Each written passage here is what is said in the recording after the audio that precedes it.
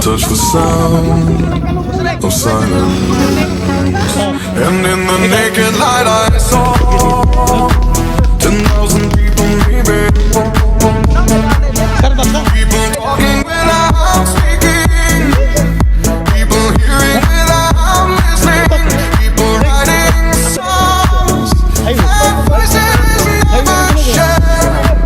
And no one dared disturb the sound of silence.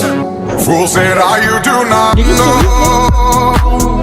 Silence like a cancer grows.